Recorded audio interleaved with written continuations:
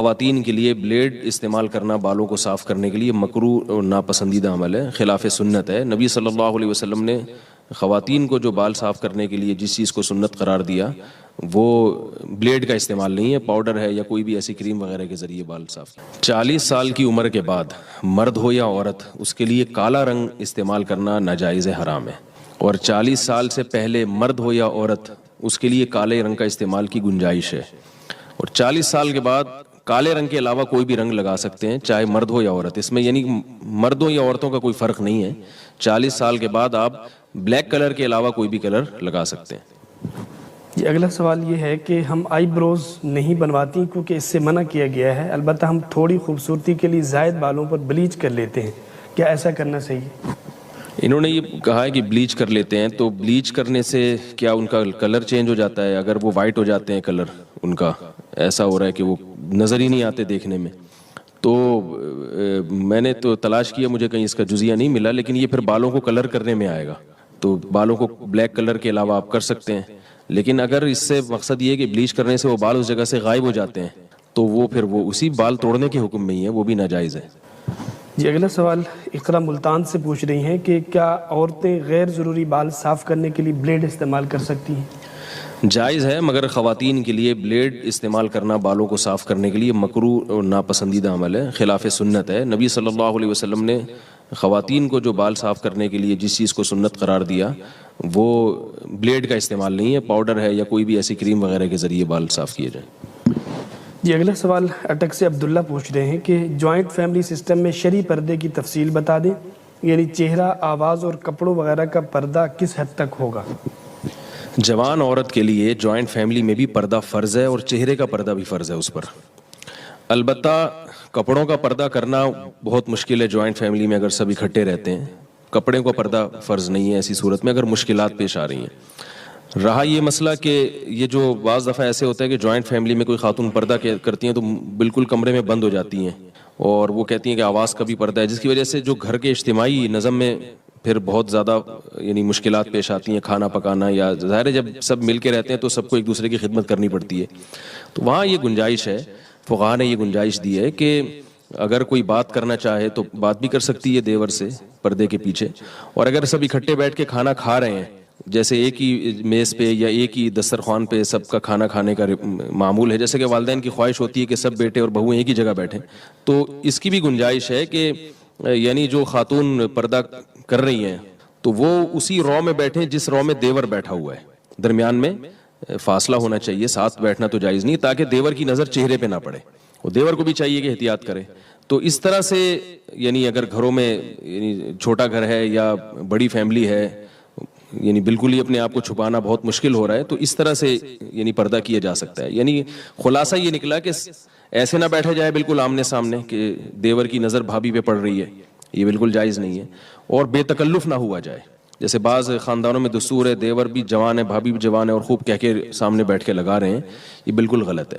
تو کوئی ضرورت کی بات ہو تو کی جا سکتی ہے، سفر سے واپس آئیں تو سلام بھی کیا جا سکتا ہے، خیریت بھی ایک دوسرے کی پوچھی جا سکتی ہے، اور اکٹھے بیٹھ کے یعنی ایک ہی دسترخوان پہ کھانے کی بھی گنجائش ہے، لیکن میں نے بتایا کہ آمنے سامنے نہ ہو، تو جن سے پردہ ہے وہ نامحرم تھوڑا سا فاصلے پر ہوں، اور یعنی بالکل چہرے پہ نظر نہ پڑے، ایسی یعنی ترتیب سے بیٹھا جائے، تو یہ انشاءاللہ اس میں گنجائش ہے۔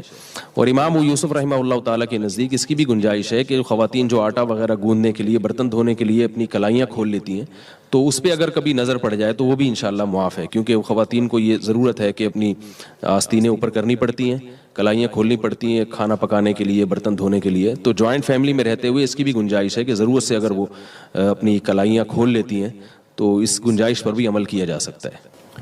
جی بہت شکریہ۔ اگلا سوال ڈیرہ غازی خان سے محمد طاہر کا ہے، وہ پوچھ رہے ہیں کہ رسم و رواج کی اسلام میں کیا حیثیت ہے، وضاحت فرما دیں۔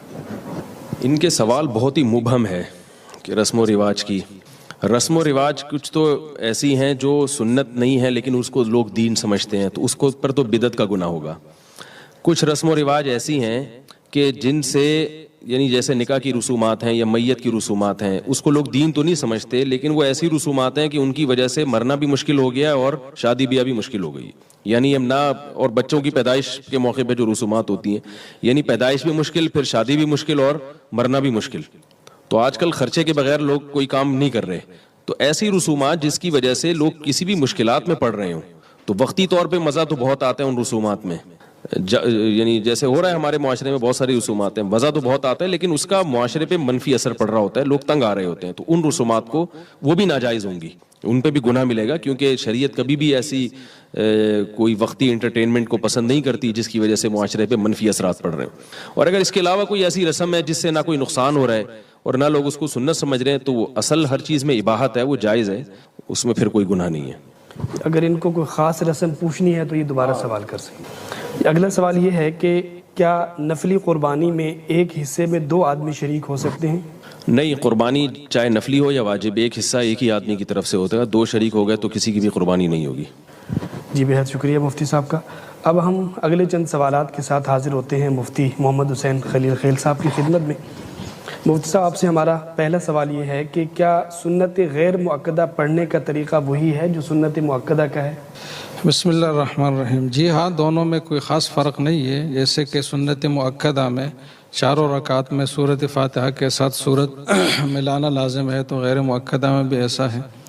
البتہ یہ ہے کہ سنت غیر مؤکدہ جس کو نوافل کہا جاتا ہے عام زبان میں, تو اس میں پہلے قعدہ میں اگر درود شریف پڑھا جائے اور تشہد سے آگے کچھ دعائیں بھی پڑھی جائے تو اس سے سجدہ سہو لازم نہیں ہوتا. بلکہ بعض فقہاء نے تو یہ لکھا ہے کہ بہتر یہ ہے کہ پہلے قعدے میں بھی تشہد, درود اور پوری دعائیں پڑھ کر پھر باقی 2 رکعتوں کے لیے کھڑا ہوا جائے نوافل میں. تو جبکہ سنت مؤکدہ میں اگر تشہد سے آگے درود شروع ہوا اور آگے اللہم صلی علی محمد تک پڑھا گیا تو پھر اس پہ سجدہ سہو لازم ہے. تو اس حکم میں فرق ہے, باقی کوئی خاص فرق نہیں ہے. نیت کے حوالے سے بھی کوئی بڑا فرق نہیں ہے, اس لیے کہ نیت دونوں کی اگر مطلق نماز کی نیت کی جائے تو نوافل بھی اس سے ادا ہو سکتی ہے, سنت مؤکدہ بھی ادا ہو سکتی ہے. یہ اگلا سوال بدر عالم انڈیا سے پوچھ رہے ہیں کہ میں ایک کمپنی میں کام کرتا ہوں جہاں کیمیکل سے مستقل واسطہ رہتا ہے. حفاظت کی غرض سے ماسک پہنتا ہوں, کیا نماز کے وقت اسی پر سجدہ کر سکتا ہوں یا نہیں, جبکہ اس کی وجہ سے ناک اور زمین کے درمیان ماسک کا کپڑا آ جاتا ہے؟ بس ویسے نماز کے وقت ضرورت تو محسوس نہیں ہوتی, کیونکہ ماسک اتارنا کوئی مشکل کام نہیں ہے, اور نماز میں انسان کو وہی لباس پہننا چاہیے جس میں وہ عام مجمع میں جا سکے اور ایک عام استعمال کی چیز ہو. ماسک چونکہ ایسی چیز نہیں ہے, خاص مواقع پر استعمال ہوتا ہے, تو بہتر تو بہرحال یہ نہیں ہے کہ ماسک کے ساتھ نماز پڑھی جائے. البتہ اگر پڑھ لی تو اس وجہ سے جو ان کے ذہن میں ایک شبہ ہے کہ سجدہ زمین پر نہیں لگے گا, ماسک کا درمیان میں حائل ہوگا, تو اس وجہ سے کوئی فرق نہیں پڑتا نماز پر, نماز ہو جائے گی. البتہ بہتر بہرحال یہ نہیں ہے. خواتین کا ہاتھ پیر کے بال صاف کرنا. انڈیا سے کسی نے پوچھا لڑکیوں کے ہاتھ پیر میں اگر بال زیادہ ہوں تو شادی سے پہلے صاف کر سکتی ہیں یا نہیں؟ زیادہ نہ بھی ہو تو بھی صاف کر سکتی ہیں, شادی سے پہلے بھی کر سکتی ہیں, شادی کے بعد بھی کر سکتی ہیں, اس میں کوئی حرج نہیں. کیا خواتین اپنے پورے جسم کی ویکس کروا سکتی ہیں؟ فرحت خانیوال سے جی کروائی جا سکتی ہے, جائز ہے. عورت کا آئی بروز اور اپر لپس بنوانا. کیا خواتین کے لیے اپر لپس اور آئی بروز کے بال بنوانا جائز ہے؟ اگر جائز نہیں تو اس کا گناہ کیا ہے؟ محمد ارباب لاہور سے. نبی صلی اللہ علیہ وسلم نے آئی بروز بنانے والیوں پر لعنت فرمائی ہے. یہ گناہ کافی ہے کہ پیغمبر کی لعنت ہوگی, تو آپ سوچیں اس کا کیا ٹھکانہ ہوگا, کیونکہ یہ تغییر خلق اللہ ہے. آپ اپنی جو اللہ نے آپ کو شکل دی ہے اس کو زینت تو دے سکتے ہیں, لیکن ڈینٹنگ پینٹنگ کا کام کر کے اس میں چینجنگ نہیں کر سکتے آپ. جیسے لوگ جو پلاسٹک سرجری کروا لیتے ہیں, ایک پلاسٹک سرجری تو ہوتی ہے کوئی زخم ہو گیا, آپ کے ایکسیڈنٹ سے منہ خدا نہ خواستہ ٹیڑھا میڑھا ہو گیا تو ٹھیک ہے, پلاسٹک سرجری کا مطلب یہ ہوتا ہے وہاں کہ جو عیب پیدا ہوا ہے اس کو دور کیا جائے. یا بعض لوگوں میں کوئی عیب ہوتا ہے, دانت ان کے بہت زیادہ آگے نکلے ہوئے ہوتے ہیں, تو وہ اس کو پلاسٹک وہ دانتوں کا آپریشن وغیرہ کر کے ان کو اپنی جگہ پہ لے آنا, یہ تو ٹھیک ہے کیونکہ یہ ایک بہت زیادہ بھدا ایک عیب دار چیز ہے, اس کو آپ نے صحیح کر تو. لیکن ویسے جو اللہ نے نارمل جس طرح لوگوں کو پیدا کیا ہے, چاہے کچھ کو خوبصورت بنایا, کچھ کو بدصورت بنایا. بدصورت بنایا تو وہ اپنے چہرے میں کے خد و خال میں چینجنگ کر کے, جیسے موٹی ناک کے آپریشن کروا کے باریک ناک کروا لیتا ہے. آئی بروز کسی کی گھنی ہوتی ہیں, کسی کی باریک ہوتی ہیں, جو گھنی ہے وہ باریک کروا لے, تو یہ تغییر خلق اللہ ہے, اللہ کی تخلیق کو بدل ڈالنا. نبی قرآن مجید میں اللہ تعالیٰ کا ارشاد ہے کہ شیطان نے قسم اٹھائی تھی کہ اے اللہ میں ان کو اتنا گمراہ کروں گا فلا یغیرن خلق اللہ، یہ تیری بنائی ہوئی تخلیق کو بدلیں گے، تیری بنائی ہوئی شکل پہ یہ لوگ راضی نہیں ہوں. تو یہ غیر مسلموں سے یہ چیز آئی. مائیکل جیکسن کو دیکھیں نا، پلاسٹک سرجری کر کے بیڑا ہی غرق کر دیا تھا اپنا، پوری چمڑا چینج ہو گیا اس کا، عجیب سی شکل بن گئی تھی اس کی. تو یہ سب چیزیں حرام ہیں، اسلام اس کی بالکل آپ کو اجازت نہیں دیتا. جیسے اللہ نے آپ کو شکل دی، اسی کو نہا دھو کے تھوڑا سا، خواتین ہیں تو سرخی پاؤڈر لگا لیں. میں لوگوں سے کہتا ہوں بہت زیادہ میلے کو چاہے تیزاب سے نہا لو بھائی، بہت زیادہ چمک جاؤ گے. تیزاب سے میری مراد یہ ہے کہ ذرا اچھے والے صابن سے نہا لیں آپ. تو اس سے زیادہ نہیں، بس یہ جو ہے اتنا زیادہ کہ ناک کی سرجری کروا کے باریک ناک کروا لی، اور جو بڑھاپے میں سلوٹیں آ جانا چہرے پر، یہ بھی ایک نیچرل چیز ہے، اس میں بھی آپ چینجنگ نہیں کر سکتے. سفید بالوں کو کالا کر لینا، بالکل بلیک کر لینا، یہ بھی جائز نہیں ہے 40 سال کے بعد. تو اسی طرح آئی بروز بنانا بھی جائز نہیں. ہاں کسی کی بہت ہی بھدی ہو، جو عام طور پہ کسی کی ہوتی نہیں ہے، ایسی بہت زیادہ بھدی ہو کسی خاتون کی آئی بروز، جو بالکل نیچرل سے ہٹ کر ہیں، یعنی یہ تو دیکھیں قدرتی طور پر ہوتا ہے نا، کسی کی آئی بروز گہری ہوتی ہیں، کسی کی باریک ہوتی ہیں، کسی کی تھوڑی آپس میں جڑی ہوئی ہوتی ہیں، کسی کا فاصلہ زیادہ ہوتا ہے، یہ تو نارمل ہے. لیکن اگر کوئی بہت ہی عام معمول سے ہٹ کر بالکل ہی کسی کی بہت ہی عورت کی بھدی ہو، تو پھر بعض فقہاء نے گنجائش دی ہے کہ تھوڑا بہت اس کو اتنی اس میں تبدیلی کر لینا کہ بہت زیادہ بھدے پن سے وہ نکل آئے، تو اس کی گنجائش دی ہے. تو لیکن نارمل ایسا ہوتا نہیں ہے، نارمل تو فیشن کے لیے ہی کیا جاتا ہے یہ کام. تو یہ حرام ہے، ناجائز ہے. اور اس میں خواتین جو سمجھتی ہیں کہ ہمارا حسن بڑھتا ہے، حسن بڑھتا نہیں ہے، وحشت پیدا ہوتی ہے. دیکھنے والے کو لگ رہا ہوتا ہے کہ آرٹیفیشل، عجیب سی ایک وحشت ہوتی ہے اس کی. تو یہ جائز نہیں ہے. ہاں اپر لپس بنوانا خاتون کے لیے جائز ہے، اور چہرے پہ اور کہیں بال نکل آئیں تو وہ ان کا نوچنا بالکل جائز ہے. عورتیں بال کیوں نہیں کٹوا سکتی؟ عورتوں کے لیے عام حالات میں بال کٹوانا جائز ہے یا نہیں؟ جبکہ اس بارے میں کوئی حدیث نہیں ہے، اس بارے میں رہنمائی فرمائیں. دیکھیے حدیث میں آتا ہے کہ عورتوں کو مردوں کی مشابہت سے اور مردوں کو عورتوں کی مشابہت سے منع کیا گیا. اب یہ بات پوری دنیا میں مسلم ہے کہ عورت کو اللہ نے لمبے بال دیے، تو اس کے لیے بال کٹوانا یہ مردوں سے مشابہت ہے، اس لیے یہ صحیح نہیں. بعض لوگ کہتے ہیں امہات المومنین نے نبی صلی اللہ علیہ وسلم کے انتقال کے بعد بال کٹوائے تھے، چھوٹے کروائے تھے، تو اس لیے بعض لوگ کہتے ہیں اس سے پتہ چلتا ہے عورت بال چھوٹے کروا سکتی. تو خوب سمجھیں کہ امہات المومنین نے نبی کے انتقال کے بعد جو بال چھوٹے کروائے تھے وہ زینت ختم کرنے کے لیے، کہ اب شوہر کا انتقال ہو گیا تو ہم نے بالوں کی زینت کس کے لیے، یہ تو شوہر کے لیے تھی، تو زینت ختم کرنے کی نیت سے تھوڑے سے چھوٹے کروائے تھے بال. جبکہ آج عورتیں جو بال چھوٹے کرواتی ہیں وہ فیشن کے لیے، زینت پیدا کرنے کے لیے. تو یہ تغییر خلق اللہ ہے، یہ اللہ کی تخلیق کو بدلنا ہے، کہ جس چیز میں اللہ نے زینت رکھی ہے لمبے بالوں میں، آپ اس کے خلاف کو زینت قرار دے رہے ہو، تو یہ اللہ کی تخلیق کو بدلنا ہے. اس لیے عورت کے لیے ناجائز ہے کہ وہ زینت کے لیے بال چھوٹے کروائے. اس لیے علماء کہتے ہیں کہ اگر کوئی اس لیے بالوں کے کنارے چھوٹے کر رہی ہے کہ اس سے بال صحت مند ہو جائیں گے تو یہ جائز ہے. تو اس لیے عورت کے لیے اس لیے بال چھوٹے کرانا کہ فیشن کے طور پر، زینت کے طور پر، تو چونکہ یہ فساق عورتوں کا شعار ہے، غیر مسلموں کا شعار ہے، تو یہ مسلمان عورت کے لیے جائز نہیں. اور اگر ویسے ہی چھوٹے کرواتی ہے کہ وہ بالوں کی نوکیں چھوٹے کروا رہی ہیں کہ تاکہ وہ تھوڑے سے ایک لیول میں آ جائیں تو یہ جائز ہے. اور اگر کوئی اس لیے چھوٹے کروا رہی ہے کہ بہت ہی لمبے ہو گئے ہیں، سنبھالنا مشکل ہے، تو بھی جائز ہے، لیکن اتنے چھوٹے کہ مردوں سے مشابہت نہ ہو. تو اس لیے علماء کہتے ہیں کہ کم سے کم جو ہے نا اتنے بال جو کمر تک آ رہے ہوں، اور جو جس میں چٹیا بن سکتی ہو. بعض علماء نے یہ بھی کہا ہے کہ جو عورتوں کے بال ہوتے ہیں کم از کم چٹیا بن سکتی ہے اس بالوں میں، اگر کوئی بنانا چاہے تو اس سے زیادہ چھوٹے کرنے کی اجازت نہیں ہے. شوہر کے کہنے پر بال کٹوانا، کیا عورت اپنے بال کندھوں کے نیچے سے کٹوا سکتی ہے؟ اس کا شوہر یہ کہتا ہے کہ کندھے کے اوپر نہیں کٹوا سکتی، نیچے سے کٹوا سکتی ہے. عالیہ حویلیہ سے. دیکھیے لمبے بال عورت کی زینت ہیں، اور فطرت کو تبدیل کرنا یہ جائز نہیں ہے، چاہے شوہر کہے یا جیسے بیوی اگر شوہر سے کہے کہ آپ داڑھی کاٹ لیں تو شوہر کے لیے حرام ہے داڑھی کاٹنا. تو عورت کے لمبے بالوں میں اللہ نے زینت رکھی ہے. امہات المومنین نے اپنے بال کو چھوٹے کروائے تھے نبی صلی اللہ علیہ وسلم کی وفات کے بعد، تاکہ زینت کو ختم کیا جا سکے. تو اگر عورت کی بال بہت زیادہ لمبے ہیں اور وہ بیوہ ہو گئی ہے اور وہ اس نیت سے بال چھوٹے کر رہی ہے کہ زینت ختم کر رہی ہوں، تو ہمیں ثبوت ملتا ہے اس کا. لیکن آج جو خواتین بال چھوٹے کرتی ہیں یا شوہر کے کہنے پہ کرواتی ہیں وہ خوبصورت بننے کے لیے، تو یہ تغییر خلق اللہ ہے کہ جس چیز میں اللہ نے حسن رکھا ہے آپ اس کے اپوزٹ میں حسن سمجھ رہے ہیں. تو اس لیے شوہر کے کہنے پر یہ کام جائز نہیں ہے، کیونکہ شوہر کی نیت کیا ہے کہ وہ یہ چاہتا ہے کہ میری بیوی اچھی لگے، حالانکہ اچھی تو بڑے بالوں میں لگے گی جس کی فطرت چینج ہو چکی. کسی کے بہت زیادہ لمبے بال ہو، ان کو سنبھالنا مشکل ہو رہا ہو، تو کنارے کاٹ کے اس کو برابر کر دینا یا تھوڑا چھوٹا کر دینا اتنا کہ وہ سنبھالنا آسان ہو، تو یہ جائز ہے، کیونکہ اس میں زینت مقصد نہیں ہوتی بلکہ اس میں ایک ٹینشن سے بچنا مقصد ہوتا ہے. تو پہلے زمانے میں تو خواتین اس کی کوشش کیا کرتی تھی کسی طرح اور لمبے بال ہو اور لمبے بال ہو. چونکہ ہر چیز الٹ چل رہی ہے نا، قرب قیامت میں احادیث سے یہ بات ثابت ہے کہ سب معاملات الٹے ہونا شروع ہو جائیں گے. جیسے حدیث میں آتا ہے نا انتلد الامۃ ربتها، باندھی اپنے آقا کو جنے گی. تو یعنی ہونا تو یہ چاہیے تھا کہ عورت جس نے بچہ جنا ہے تو بچہ ماں کی اطاعت کرے، لیکن الٹا یہ ہوگا کہ والدین اپنی اولاد کے فرما بردار بن کے زندگی گزارے گا. اس حدیث سے ہمیں اشارہ ملتا ہے، بخاری مسلم کی حدیث ہے، کہ ہر کام الٹا ہونا شروع ہو جائے گا. یہاں بھی ایسے ہی ہے کہ جو لمبے بالوں میں اللہ نے زینت رکھی تھی، اب میاں صاحب کہہ رہے ہیں بال کٹائیں، چھوٹے کریں. یہ غلط چیز ہے، نہیں کرنا چاہیے ایسے. اور اتنے چھوٹے بال کر لینا کہ چٹیا نہ بن سکے اس میں، جو لمبے بال کی تعریف اس پہ صادق نہ آ سکے، تو یہ تو بالکل ہی ناجائز ہے. تو اس لیے آپ کو چاہیے کہ آپ بال لمبے رکھیں، اس بارے میں شوہر کی بات نہ مانیں. ہاں اتنے لمبے ہو گئے ہیں کہ وہ جیسے نوکیں بڑھ جاتی ہیں، ان کو لیول میں لانا یا وہ سنبھالنا بہت مشکل ہو رہا ہے. بعض خواتین کے بہت لمبے بال ہوتے ہیں، اگرچہ زینت ہے لیکن وہ نہیں چاہ رہی ہیں ایسی زینت، سنبھالنا مشکل ہے، تو پھر گنجائش ہے. پہلے یہ ہوا کرتا تھا کہ جی پہلے لڑکی کی جس دن رخصتی ہوتی تھی لڑکی والے الگ کھانا کرتے تھے، یہ خرچہ. پھر رخصتی کے بعد اگلے دن یہ پوری بارات، یعنی لڑکی والوں کی طرف سے جو آئے تھے، لڑکے والوں کی طرف سے جو آئے تھے، ان سب نے مل کے ایک دن لڑکی والوں کو تباہ و برباد کر دیا تھا. بارات والے دن ان کی طبیعت سے ان کا سارا پیسہ اڑا دیا تھا. اور اب یہ پورا ٹبر اگلے دن دوبارہ پہنچتا ہے، لڑکے والا کھانا کھلاتا ہے، پھر وہ سارا وہاں جا کے پھوڑ پھاڑ کے آتے ہیں.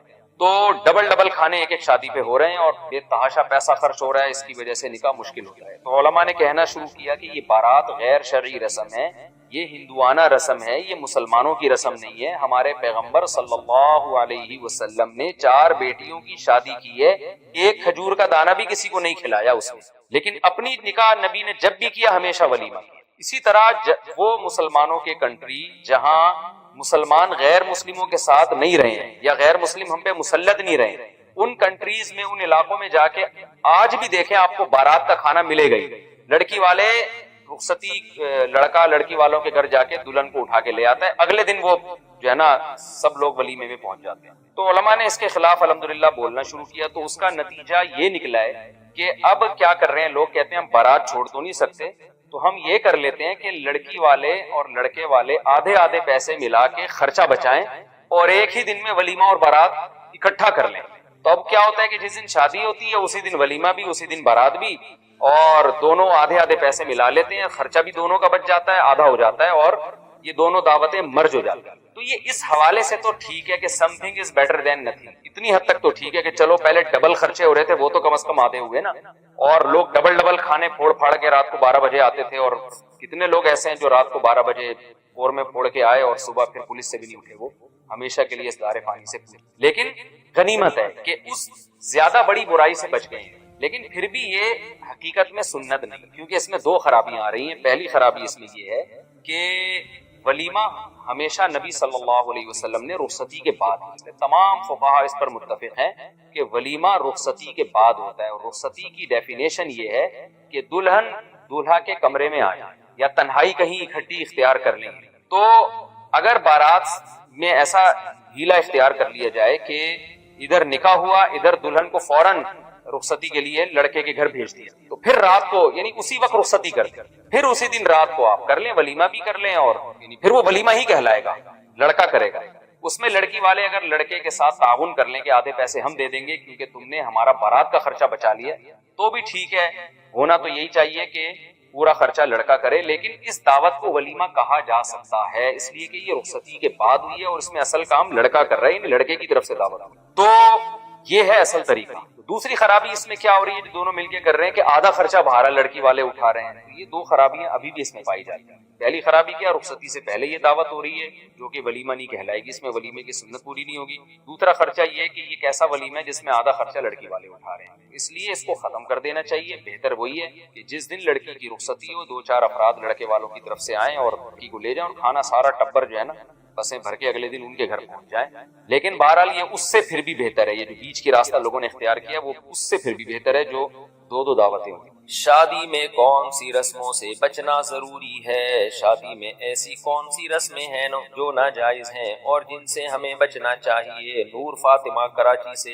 اس کا اصل جواب تو یہ کہ شادی میں ساری رسموں سے کوشش کریں بچیں اور صرف شادی کریں. آج کل شادی میں شادی تھوڑی ہو رہی ہوتی ہے، شادی کے علاوہ کام بہت زیادہ ہو رہے ہوتے ہیں. تو اس لیے شادی جب ہو رہی ہے تو صرف شادی ہی ہونی چاہیے. باقی ناجائز رسموں میں یہ جو لڑکا اور لڑکی کا مخلوط ماحول ہے نکاح کے موقع پہ، نامحرم مرد عورتیں بیٹھے ہوتی ہے اکٹھی، یہ بہت بڑی بےغیرتی ہے، بے شک اس سے اوائڈ کریں، گناہ کی بات ہے یہ۔ شادی کے موقع پہ بارات کا کھانا جو لڑکی کا ابا کھلا رہا ہوتا ہے، یہ ہندوانہ رسم ہے، ایک غیر شرعی رسم ہے، اس کا بائیکاٹ کریں جتنا ممکن ہے آپ کے لیے۔ اور ڈھول باجے ناچ گانے، اس میں اب تو ڈانس پارٹیاں ہو رہی ہیں، یہ ساری بیہودہ رسمیں، اس سے اجتناب کریں۔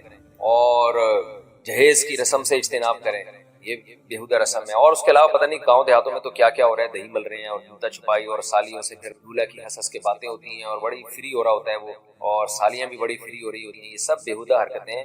پھر آج کل ایک اور بیہودہ حرکت یہ شروع ہوئی ہے، بلکہ آج کل کیا بھی بہت پہلے سے ہو رہی ہے، کہ دلہن کے ڈپارٹمنٹ میں جو ہے نا، جہاں لڑکیاں بیٹھی ہوئی ہوتی ہیں، وہاں نکاح کے بعد دولہا کو لا کے بٹھاتے ہیں اور پھر ان کی تصویریں۔ تو یہ بھی بیہودہ حرکت ہے بھائی، وہ لڑکا دولہا جو ہے وہ لڑکیوں میں زنانے میں کیوں جا رہا ہے؟ لڑکیوں میں لڑکا گوں کھاتا، کوئی دولہا آیا کرے نا اس طرح لڑکیوں میں آ کے بیٹھا کرے، تو یہ اوپر لکھ کے لگا دیا کرے لڑکیوں میں لڑکا، تیری دلہن ہے تجھے مل جائے گی، وہاں جا کے تو تصویریں لے لینا اس کے ساتھ، کیوں تو لڑکیوں میں آ رہا ہے اور کیوں اس کو؟ یہ بیہودہ چیزیں ہیں، نکاح ایک سنت ہے، اس کو سنت طریقے پہ ہی کرنا چاہیے، اور اللہ کی بہت بڑی نعمت ہے، دولہا کو اللہ کا شکر ادا کرنا چاہیے، میرا گھر بس رہا ہے، مجھے دلہن مل رہی ہے تو میں اللہ کا شکر ادا کروں، اللہ کی نافرمانی نہ کروں۔ وہ الٹا اور اللہ کی نافرمانی کر رہا ہوتا ہے۔ یہ بری حرکتیں، یہ ساری بیہودگیاں جو شادیوں میں ہو رہی ہیں غلط ہے۔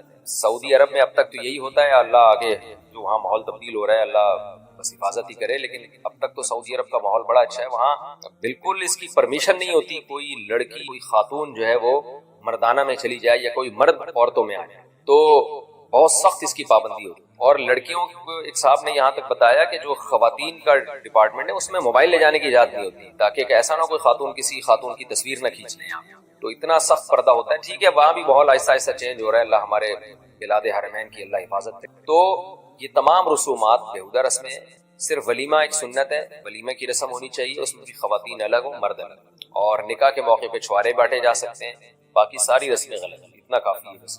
اور حدیث میں دف بجانے کی بھی اجازت ہے، تو اگرچہ علماء اس زمانے میں اس سے منع کرتے ہیں کیونکہ لوگ دف بجانے میں حدود پہ نہیں رہتے، لیکن اگر کسی نے دف بجا دیا صرف نکاح کی اناؤنسمنٹ کے لیے، خوشی کے اظہار کے لیے، تو اس کی بھی گنجائش ہے۔ آپ نے کہا 2 بچے پیدا کرو، وہ 2 لڑکے ہوں گے یا لڑکیاں ہوں گی، یہ فیصلہ کون کرے گا؟ ہے بھائی، اگر آپ کہتے ہیں کہ کسی کے گھر میں 2 لڑکے ہو گئے تو اب لڑکی نہیں آنی چاہیے کیونکہ وہ تیسری ہو جائے گی، تو سوال پیدا ہوتا ہے کیا یہ نیچر کے خلاف نہیں ہے کہ ایک آدمی کو آپ بیٹی کی نعمت سے محروم کر رہے ہو؟ ہے بھائی، کیا گھر میں بیٹی کا وجود ضروری نہیں ہے؟ گھر تو عورت سے آباد ہوتا ہے، بیٹیوں سے جس طرح کی محبت باپ کو ملتی ہے وہ بیٹوں سے نہیں ملتی، اور اگر جن کے 2 بیٹیاں ہوں گی بیٹا نہیں ملا وہ کیا کریں گے؟ یعنی آپ نے قوم کو جب ایک نعرہ دیا ہے تو ان تمام اعتراضات کا جواب بھی تو دینا، کیونکہ یورپ نے یہ نعرہ دیا تھا، ان اعتراضات کا جواب نہیں دیا، لہذا ان کا خاندان کیا ہو گیا؟ برباد ہو گئے۔ وہ بعد میں پچھتا رہے کہ یار ہم نے کیا کس چیز پہ لگا دیا قوم کو۔ تو 2 بیٹیاں ہوں گی یا 2 بیٹے ہوں گے؟ اب جس کے ایک بیٹا ایک بیٹی ہو گئی اس کو تو چلو بیٹا بھی مل گیا، اور کیا مل گئی؟ بیٹی بھی مل گئی، اگرچہ وہ اولاد پہ ظلم یہ ہوا کہ وہ بھائی اور بہنوں کی نعمت سے محروم، کیونکہ بھائیوں سے الگ محبت ملتی ہے، لڑکی کو بہن بھی تو چاہیے۔ ارے آپ کی بیٹی کو بہن کی نعمت چاہیے کہ بہنوں سے جو باتیں آپس میں شیئر کرتی ہے وہ ماں اور باپ سے بھی نہیں کر سکتی۔ بھائی کو بھائی چاہیے، بہن کو بہن چاہیے، اسی طرح بھائی کو بہن بھی چاہیے اور بہن کو۔ یہ فیملی تو اس طرح سے بنتی ہے، نیچر کے خلاف قوم کو کیوں لے کے جا رہے ہیں آپ؟ تو پہلا سوال یہ ہے میرا جناب جسٹس صاحب سے کہ آپ نے جو قوم کو کہا 2 بچے ہونے چاہیے، تو جن کے ایک لڑکا ایک لڑکی ہو گئی، ظلم تو ان پہ بھی ہوا کہ لڑکے کو بھائی نہیں ملے اور لڑکی کو بہن نہیں ملا، ظلم تو ان پہ بھی ہوا، چلو ہم نے مان لیا، لیکن باپ اور ان کی چلو پھر بھی ایک بیٹا ایک بیٹی مل گئے، ماں باپ جن کے 2 بیٹیاں ملی وہ بیٹے سے کیا ہو گئے؟ محروم۔ ان کا بڑھاپا کیسے ہوگا؟ ان کو گورنمنٹ کھلائے گی کیا؟ اب گورنمنٹ پہ اتنا بوجھ ڈال رہے ہو، مقصد گورنمنٹ پہ بوجھ کو کم کرنا ہے بھائی، ٹھیک ہے، لیکن اس سے گورنمنٹ کا بوجھ کم ہوگا یا بڑھے گا؟ بڑھے گا۔ بڑھاپے میں پینشن اتنی دینی پڑیں گی بڈھوں کو کیونکہ ان کے پاس جوان کمانے والا گھر میں کوئی بھی، ہر ایک کی پینشن جاری کرنی پڑے گی آپ کو۔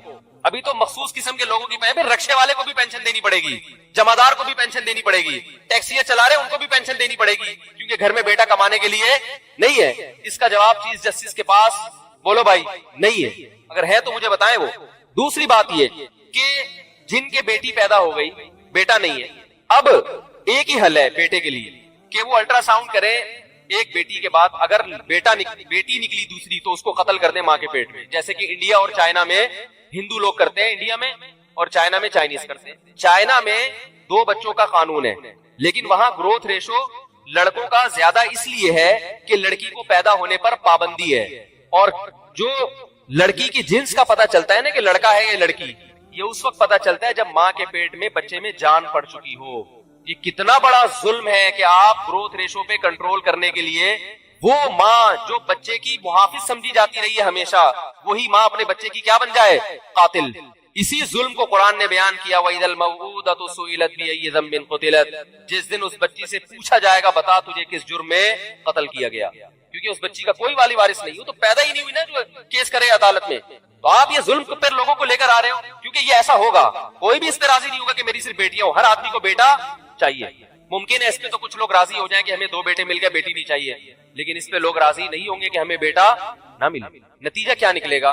یا تو قتل کریں گے ماں کے پیٹ میں بچوں لڑکیوں کو، گورنمنٹ کتنے ہی قانون بنا لے کہ قتل نہ کرو، مگر ہر آدمی قتل کرنے کی کوشش کرے گا، کیونکہ نیچر کے خلاف لے کے جا رہے ہو نا آپ۔ جیسے کہ انڈیا میں حکومت نے قانون بنائے کہ بیٹی کو قتل نہ کیا جائے، مگر پھر بھی مائیں کیا کرتی ہیں؟ اگر ماں نہیں کرتی شوہر کرواتا ہے زبردستی، مارو اس کو ماں کے پیٹ میں، اور کتنے دردناک اذیتناک طریقے سے قتل کیا جاتا ہے۔ میرے پاس کیسز آتے ہیں، بعض مائیں کرتی ہیں تو پچھتاتی ہیں بعد میں، بچے کی سانس اکھڑتی ہے ماں کے پیٹ میں، پتہ چلتا ہے کہ جان جا رہی ہے کسی کی۔ تو یہ گناہ کس کے کندھوں پہ ہوگا؟ چیف جسٹس، جو یہ قوم کو کیا سکھا رہے ہیں، کتنے بچے ہوں، جتنے کروڑوں لڑکیاں ماں کے پیٹ میں قتل ہوں گی نا لڑکے کی لالچ میں، کیونکہ جب 2 ہی ہیں تو اب تو بھائی ایک آدھ تو بیٹا چاہیے، تو اس کا چیف جسٹس کے ذمہ جواب کیا ہے؟ قرض ہے۔ اور دوسرا طریقہ یہ کہ قتل تو نہیں کریں گے، مگر 2 جب ہو گئے تو 2 بیٹیاں ہوئی تو بھائی جس کے بیٹیاں ہوئی ہیں اس کو یہ اجازت دی جائے کہ آپ مزید بچے اس لالچ میں پیدا کر سکتے ہیں کہ کیا ہو جائے؟ بیٹا۔ تو نتیجہ یہ نکلے گا کہ جن کے 2 بیٹے ہو گئے وہ نسل رک گئی، جن کے بیٹیاں ہوئی تو وہ نسل چلتی رہے گی، تو 6 8 بیٹیاں ہوں گی بیٹے کی لالچ میں، تو گروتھ ریشو مرد اور عورت کا وہ نیچرل نہیں رہے گا، لڑکیاں دھڑام سے اور لڑکے مارکیٹ میں شارٹ ہو جائیں۔ اس کا بھی جواب کسی کے پاس، یہ تو ابھی ابتدا عشق خیر ہوتا ہے کیا، آگے دیکھیے ہوتا ہے کیا، یہ میرے دلائل ابھی شروع نہیں ہوئے ہیں۔ یہ جو 2 بچوں والا فلسفہ ہے نا، اس کے خلاف ابھی میں نے دلائل شروع نہیں کیے، اور بھی کچھ سوالات ہیں، ایک اور سوال کر لیتا ہوں۔ نمبر 2، چیف جسٹس صاحب طریقہ بھی بتائیں 2 بچوں کے بعد حمل روکا کیسے جائے، ایسا کوئی طریقہ جو صحت کے لیے نقصان دہ نہ ہو۔ کسی کا باپ بھی ایسا طریقہ آج تک ایجاد نہیں کر سکا کہ حمل بھی روکا بھی جائے اور صحت کو نقصان نہ ہو، وہ گورے نہیں کر سکے ایسا کوئی طریقہ۔ میرے پاس ریٹن میں گوروں کے ڈاکٹروں کے انگلش میں حوالے ان کی کتابوں کے ساتھ موجود ہیں، جو نوبل انعام یافتہ ڈاکٹر ہیں، وہ کہتے ہیں کہ آج تک کوئی ایسا طریقہ ایجاد نہیں ہوا کہ آپ حمل روکنے کی کوشش کرو اور مرد یا عورت کی صحت کو نقصان نہ ہو، یہ ہو نہیں سکتا، کیونکہ یہ نیچرل ہے نا۔ دیکھو ہم جب روٹی کھاتے ہیں تو ہمارے ایک فوراً معدے میں تیزاب بننا شروع، جو روٹی کو ہضم کرے، اگر آپ روٹی کا نوالا چباؤ اور نگلنے سے پہلے باہر پھینک دو تو معدہ کیا ہو جائے گا؟ خراب، کیونکہ نیچر کے آپ کیا چل رہے ہو؟ خلاف۔ اسی طرح اگر آپ نگل لو، یعنی اگلا اسٹیپ کیا ہے؟ روٹی کو چبانے کے بعد نگلنا، نگلنے پر پابندی لگاؤ گے روٹی کو تو مصیبت۔ اگر آپ نگلنے تو حکم دو، گورنمنٹ حکم دے کے نگل تو لو، مگر اس کو ہضم کرنے پر گورنمنٹ کی طرف سے کیا ہے؟ پابندی۔ نقصان ہوگا کہ نہیں ہوگا؟ یا ہضم پر تو پابندی ہے، آگے واش روم جا کے اسے پاس کرنے پر بولو نا بھائی پابندی، پھر بھی مصیبت۔ کیا مطلب؟ جو کام نیچرل ہوتا ہے نا، پھر آگے اس کے جو نتیجے نیچرل نکلتے ہیں، کہیں بھی آپ بریک لگاؤ گے تو ڈسٹرب کون ہوگا؟ انسان کی باڈی۔ یہ جو اللہ نے میاں بیوی کا تعلق رکھا ہے نا جنسی، یہ جب تعلق ہوتا ہے تو یہ نیچر ہے کہ اس کے نتیجے میں حمل ٹھہرتا ہے۔ پھر جب حمل ٹھہرتا ہے تو یہ نیچرل ہے کہ وہ بچہ دنیا میں آئے گا۔ جب بچہ دنیا میں آئے گا تو نیچرل ہے کہ ماں کی چھاتیوں میں دودھ پیدا ہوگا۔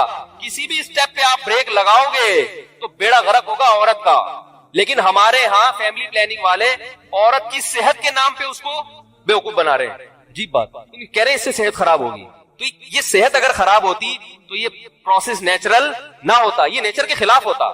سمجھ میں آ رہی ہے بات؟ تو جج صاحب یہ بتائیں گے کہ وہ کون سا طریقہ ہے جس کو اختیار کیا جائے گا اور صحت خراب نہیں ہوگی۔ میری نظر میں صرف ایک ہی طریقہ ہے، وہ یہ کہ میاں بیوی ایک دوسرے کے قریب آنا چھوڑ دیں، اس کے علاوہ کوئی بھی طریقہ نہیں ہے۔ تو پھر آلٹرنیٹ راستہ جج صاحب کے ذمے ہے کہ جب مرد اپنی خواہش پوری نہیں کرے گا تو وہ کہاں جائے گا، پھر وہ کیسے اپنی خواہش پوری کرے گا؟ یہ سوال کس کے ذمے ہے؟ جج صاحب کے ذمے، کہ وہ اخبار میں اناؤنس کریں گے کہ میں نے اسٹیٹمنٹ تو دے دی ہے کہ 2 بچے اچھے، مگر ان تمام سوالات کے جواب کہ جو مرد شادی کرنا چھوڑ دیں یا بیگم کے پاس جانا چھوڑ دیں تاکہ بچہ نہ ہو، تو ان تمام حضرات سے گزارش ہے کہ وہ میرے پاس تشریف لائیں۔ میں نے اس کا کوئی ایسا آلٹرنیٹ نکالا ہے، کیونکہ مرد کو جب خواہش پیدا ہوگی تو پھر بیوی کے پاس جانا بھی کیا ہے؟ نیچرل ہے۔ اگر وہ نہیں جائے گا تو اس کی صحت کو کیا ہوگا؟ تبھی تو کواروں کے منہ تو دیکھو بیچاروں کے، یہ جتنے چھڑے چھاٹ ہیں ان کے چہروں پہ رونق نہیں ہوتی۔ میں نے تو جس کوار میں شکل دیکھ کے بتاتا ہوں کوار ایسا ہے، چہروں پہ رونق ہی نہیں ہے۔ جیسے ہی شادی ہوتی ہے دولہا کے چہرے پہ رونق آتی ہے کہ نہیں آتی؟ پہلے دن تو وہ بیوٹی پارلر کی رونق ہوتی ہے، لیکن 5-6 دن کے بعد بھی पता चल रहा होता है कि इस कमबख्ती माजरत के साथ यानी इतने अरसे के बाद ये तो कमबख्ती कहेंगे ना कि इसकी शादी, दुल्हन के चेहरे पे भी नूर होता है, एक अलग से होता है, रौनक होती है, दूल्हा के चेहरे पे भी पकड़ा जाता है वो, ये ना कि भाई शादी हुई है। तो नेचुरल है ना, जब तक नेचर के खिलाफ चल रहे थे तो सेहत खराब, अब नेचर पे आ गए तो सेहत अच्छी होना शुरू हो जाती है। तो जज साहब इसका हल बताएंगे कि जाना छोड़ दें, परहेज करना शुरू कर दें। तो जज साहब के पास इसका ऑल्टरनेट, गोरे के पास तो है, उन्होंने जिना के सेंटर खोल दिए, उन्होंने कहा आप शादी ना करो, औलाद पैदा ना करो, ये काम करते रहो बैठो। हमारे पास तो मेरे भाई ऐसा कोई ऑल्टरनेट नहीं, तभी फिर उनमें जिनाकारी की वजह से दूसरी बीमारियां फैल गई, सही है ना। बाज लोग ये कहते हैं कि वो तो इन सारी चीजों को नहीं मानते, फिर भी इतनी लंबी उम्रें की होती है। भाई बीमारी का एक सबब होता है, मगर सेहत के 100 असबाब होते हैं। मैं कहता हूं अगर वो इन चीजों पे ना पड़ते तो उनकी उम्र अगर आज 80 साल हो रही है तो 100 साल से ऊपर जाते वो लोग, क्योंकि वो लोग सिगरेट भी पीते हैं, वो लोग ड्रग्स भी लेते हैं, फिर भी वो 80-80 साल तक जिंदा रहते हैं। इसका ये मतलब तो नहीं है कि ड्रग्स लेना सेहत के लिए फायदेमंद है, शराब पीना सेहत के लिए फायदे, ऐसा तो वो तो खुद मानते हैं कि शराब पीना सेहत के लिए नुकसानदेह। अंग्रेज अगर शराब पी के भी 80 साल जिंदा रह रहा है, इसका मतलब अगर वो शराब ना पीता तो 120 साल जिंदा रहता। शराब बहरहाल नुकसानदेह है, तो उनकी औरतें फिर भी इतने जो उम्रें लंबी हो जाती हैं इन सब कामों के बावजूद, तो इसका मतलब ये नहीं है कि ये चीजें सेहत के लिए नुकसानदेह नहीं है। इसका मतलब ये है कि अगर वो ये चीजें ना करते तो उनकी सेहतें और ज्यादा अच्छी होती। और हमारे पास बीमारियों के वैसे ही दर्जनों असबाब मौजूद हैं, गंदा पानी, गंदी हवा, ट्रैफिक के धुएं, डीजल, और होटलों के में पता नहीं किन की चीजों का गोश्त खा रहे हैं। कीमा तो कभी भी होटल का मैं खाता ही नहीं, क्या पता क्या कूट के ले आए वो भाई, गोश्त में तो फिर भी नजर आ रहा होता है ना आदमी कुछ है, पता नहीं क्या छीछड़े क्या, बहुत ही जब तक सामने ना बने तो हम कीमत, मैं तो गोश्त भी नहीं खाता, जो गोश्त का शोरबा होता है ना, सालन, बिल्कुल सामने कटवा दो बकरा अपने सामने या गाय का, फिर तो समझ में आता है कि यह औरत अपना सर खोल के वुजू कर सकती है या नहीं, वुजू होगा या नहीं। सर के बालों पर बाप या भाई की नजर पड़ती हो तो इस बारे में बताएं। देखिए, सर के बालों का पर्दा अपने महरम रिश्तों से नहीं है, जो भी महरम रिश्ते हैं बाप भाई, उनसे औरत के लिए पर्दा फर्ज नहीं है, गैर महरम से पर्दा फर्ज है। तो भाई बाप वगैरह के सामने सर के बाल खोले जा सकते हैं, लेकिन अफजल यही है कि ना खोले जाएं। आमतौर पर अच्छे खानदानों में जिनमें हया ज्यादा है, आमतौर पर उनकी खवातीन सर पे चादर ही रखती है, तो लेकिन लाजिम नहीं है, तो इसलिए चेहरा यानी सर खोल के उनके सामने वुजू करने में कोई हर्ज नहीं। औरत के लिए घर में सर खुला रखने का हुक्म। बिनते अब्दुल्ला, उत्तर प्रदेश, इंडिया से, उत्तर प्रदेश यूपी, जहां हमारे बाप दादा भी यूपी से ही आए हैं, संसारपुर से।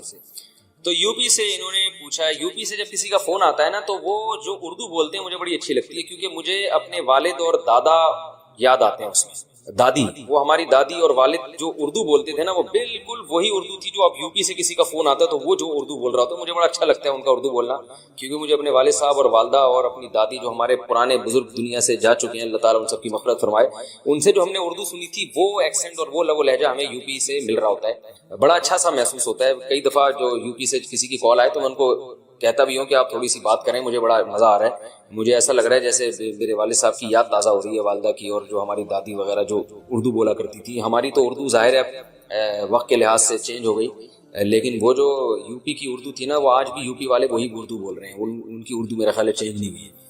तो इन्होंने कहा है कि औरत के लिए घर में सर खुला रखने का हुक्म। क्या गर्मी की वजह से लड़की घर में वालिद और भाई के सामने सिर्फ गले में दुपट्टा डाल सकती है? अगर सर न ढांपे तो कोई हरज तो नहीं है, जायज़ है। सर छुपाना वालिद और भाई के सामने लाजिम नहीं है, लेकिन बहरहाल हया औरत की जीनत है, अगर सर पे चादर डाल लें तो अच्छा ही है, ये बुरा नहीं है। बाज़ घरों में तो इसका बड़ा ख्याल किया जाता है, तो शरीयत ने गुंजाइश ज़रूर दी है कि औरत सर के बाल खोल सकती है, लेकिन अप्रिशिएट नहीं किया। तो अगर चादर सर पे रखें तो ज़्यादा अच्छी बात है, लेकिन कोई फ़र्ज नहीं है। क्या अटैच बाथरूम में वुज़ू की दुआएं पढ़ सकते हैं? अटैच बाथरूम में वुज़ू की दुआएं ना पढ़ें तो अच्छा है। वैसे भी वुज़ू में कोई लंबी चौड़ी दुआएं नहीं है, सिर्फ एक ही दुआ है, अल्लाहुम्मा ग़फ़िर ली ज़ंबी व वस्सिअ ली फ़ी दारी व बारिक ली फ़ी रिज़्क़ी। इसके अलावा जो लंबी चौड़ी दुआएं हैं ना वुज़ू में, हाथ धोते हुए, ये मुँह धोते हुए, ये कुल्ली करते हुए, ये किसी भी मुस्तनद रिवायात से, हदीस से साबित नहीं। वुज़ू के बाद आज़ा को पोंछना। क्या वुज़ू करने के बाद आज़ा को पोंछना चाहिए या नहीं? पोंछना चाहिए, पूछना चाहिए। किस तरह से लिखा हुआ है, एक शेर याद आ रहा है, बिलाल अंसारी ने ये सवाल पूछा है इंडिया से, शेर याद आ रहा है पहुंचने से। हमने 9th क्लास में थे तो हमारे टीचर ने शेर सुनाया था, उनके दस्ते नाजुक के लिए भेजी थी जो पूंछी, खबर पहुंची तो ये पहुंची कि पूंछी नहीं पहुंची। यानी महबूबा के दस्ते नाजुक, उनके नाजुक हाथों के लिए जो मैंने पूछा की यूं समझे कि छोटी सी पूंछे को जो है ना पूंछी कहा जाता है, ये हाथ साफ करने का जो रुमाल जिसे कहते हैं, तो कहते हैं मैंने उनके दस्ते नाजुक के लिए जो रुमाल भेजा था ना, तो खबर ये पहुंची कि वो रुमाल नहीं पहुंचा। तो उसको शायर ने कहा, उनके दस्ते नाजुक के लिए भेजी थी जो पूंछी, خبر پہنچی تو یہ پہنچی کہ پہنچی نہیں پہنچی، یعنی شاعر بیچارہ جل رہا ہے، کڑ رہا ہے کہ یار وہ رومال بھی نہیں پہنچا. تو سوچو یعنی اس زمانے میں رومال نہ پہنچنے پر اتنی تکلیف ہوا کرتی تھی، اور محبوبہ تک رومال پہنچانا بہت مشکل ہوتا تھا. آج تو بندہ آرام سے پہنچ جاتا ہے محبوبہ تک. تو اس زمانے میں اتنے فاصلے تھے کہ محبوبہ کو آپ رومال پہنچانا آپ کے لیے مشکل تھا، تو لو لیٹر کون پہنچائے گا اور خود کیسے پہنچے گا. اور آج محبوبہ پہلے پہنچی بھی ہوتی ہے، بندہ لیٹ پہنچ رہا ہوتا ہے. یہ حالات. کیا وضو کے بعد اعضاء کو پہنچنا چاہیے یا نہیں پہنچنا چاہیے؟ دونوں طریقے حدیث سے ثابت ہیں، پہنچنا بھی ثابت ہے اور نہ پہنچنا بھی ثابت ہے. تو بعض علماء کہتے ہیں نہ پہنچنا زیادہ بہتر ہے، اس میں وضو کے آثار دیر تک رہتے ہیں، یعنی وضو کی تازگی زیادہ دیر تک رہتی ہے، لیکن جائز ہے. بہرحال الجھن ہوتی ہے بعض دفعہ، نماز میں دل نہیں لگتا، پانی ٹپک رہا ہوتا ہے، تو پہنچ بھی سکتے ہیں، کوئی اتنا بڑا ایشو نہیں. تیسری اور چوتھی رکعت میں قرات کتنی کی جائے؟ فرض نماز اکیلے پڑھی جا رہی ہو تو تیسری اور چوتھی رکعت میں سورہ فاتحہ کے بعد کوئی سورت پڑھی جائے گی یا نہیں پڑھی جائے گی؟ نظام الدین انڈیا سے نہیں پڑھی جائے گی. کسی نے پڑھ لی تو یہ بھی جائز ہے، گناہ نہیں ہے، اور سجدہ صاحب واجب نہیں ہوتا، لیکن بہتر یہی ہے کہ سورہ فاتحہ کے بعد رکوع کر لیں، کیونکہ فرض کی تیسری اور چوتھی رکعت بس سورہ فاتحہ، اس کے بعد نہیں. قضا نمازیں بیٹھ کر پڑھ سکتے ہیں؟ قضا نمازوں کا آسان طریقہ. قضا نمازیں بیٹھ کر پڑھ سکتے ہیں یا نہیں؟ اگر قضا نمازیں کافی زیادہ ہوں تو انہیں پڑھنے کا آسان طریقہ کیا ہے؟ محمد عمران اسلام آباد سے. دیکھیے فرض نماز شرعی عذر کے بغیر بیٹھ کر پڑھنا جائز نہیں ہے. اگر پڑھ لی تو نماز ادا نہیں. خوب سمجھ لیں، وہ کھڑے ہو کر ہی پڑھنی. اور قضا نمازیں زیادہ ہوں، آسان طریقہ یہ ہے کہ فرض کی تیسری اور چوتھی رکعت میں آپ سورہ فاتحہ نہ پڑھیں، بلکہ اس کو ایک تسبیح کے بقدر آپ کھڑے رہ کر رکوع کر لیں. اگرچہ یہ طریقہ خلاف سنت ہے، لیکن بہت زیادہ نمازیں جمع ہو گئی ہیں، ان میں ٹائم بہت لگ رہا ہے، تو پھر اس طریقے پر عمل کیا جا سکتا ہے کہ فرض کی تیسری اور چوتھی رکعت کو آپ، کیونکہ اس میں قرات کرنا واجب نہیں. ممکن ہے بہت سے لوگ یہ فوراً حدیث پیش کر دیں لا صلاۃ الا بفاتحۃ الکتاب، سورہ فاتحہ کے بغیر نماز ہی نہیں ہوتی. تو سورہ فاتحہ کے بغیر حدیث میں آتا ہے نماز نہیں ہوتی، یہ نہیں آتا کہ رکعت ہی نہیں ہوتی. اسی وجہ سے امام مالک کا تو قول ہے، مشہور قول وہی ہے کہ چاروں رکعتوں میں سے ایک میں بھی اگر سورہ فاتحہ پڑھ لی تو نماز ہو جائے گی، چاروں میں پڑھنا ضروری نہیں. لیکن حنفیہ کا قول یہ ہے کہ پہلی دو رکعتیں وہ دوسری پہلی کے مشابہ، یہی وجہ ہے کہ سفر میں آخری دو رکعتیں ساقط ہوتی ہیں، پہلی برقرار رہتی ہیں. تو پہلی دو کا وہی حکم، یعنی دوسری کا وہی حکم ہے جو پہلی کا ہے، اس لیے پہلی دو میں تو واجب ہے، آخری دو میں واجب نہیں. تو اس لیے فرض کی تیسری اور چوتھی رکعت میں اگر کوئی سورہ فاتحہ پڑھے تو اچھی بات ہے، نہ پڑھے تو بھی جائز ہے. اور صحابہ کے اس بارے میں ہمیں فتویٰ بھی ملتا ہے اس بارے میں. تو اس لیے فرض میں اگر آپ تخفیف کر لیں تیسری اور چوتھی رکعت میں، تھوڑی دیر کھڑے رہ کر بس رکوع کر لیں تو بھی ادا ہو جائے گی. لیکن یہ بہتر نہیں ہے، بہتر یہی ہے کہ آپ سورہ فاتحہ پراپر طریقے سے پڑھیں. لیکن بہت زیادہ نمازیں جمع ہوں تو اس شارٹ طریقے پر عمل کیا جا سکتا ہے. مگر وتر میں ایسا نہیں ہوگا، وتر میں آپ کو تیسری رکعت میں بھی تلاوت بھی کرنی پڑے گی اور فاتحہ بھی پڑھنی پڑے گی. وضو میں دانت سے خون آئے تو کیا حکم؟ وضو کے دوران دانتوں سے خون نکلتا ہو تو وضو ہوگا یا نہیں؟ نیز عام حالات میں دانت سے خون نکلے تو اسے نگلنا حرام ہوگا یا نہیں؟ محمد شہباز انڈیا سے. دیکھیے وضو کے دوران اگر دانت سے خون نکل آیا تو ہلکا سا خون ہے تو کوئی فرق نہیں پڑتا اس سے، لیکن اتنا خون ہے کہ تھوک پہ غالب آ گیا، یعنی آپ نے جب تھوک پھینکا تو اس میں سرخی زیادہ ہو، تھوک کم، سرخ پنا زیادہ آ جائے تو وضو ٹوٹ. پھر اس کو یوں سمجھا جائے گا جیسے خون نکل کے بہہ گیا ہے، اور ایسے خون کو نگلنا بھی حرام ہے کیونکہ بہتا ہوا خون. اور اگر اس سے کم ہے تو پھر وہ ناپاکی کے حکم میں نہیں ہے، نہ تو اس سے نکلنے سے وضو ٹوٹے گا، نہ وہ حلق میں جانے سے حرام ہونے کا حرام کہا جائے گا اس کو. لیکن وہ حلق میں جاتا نہیں ہے، اتنا تھوڑا ہوتا ہے، جاتا اکثر جبھی ہے جب زیادہ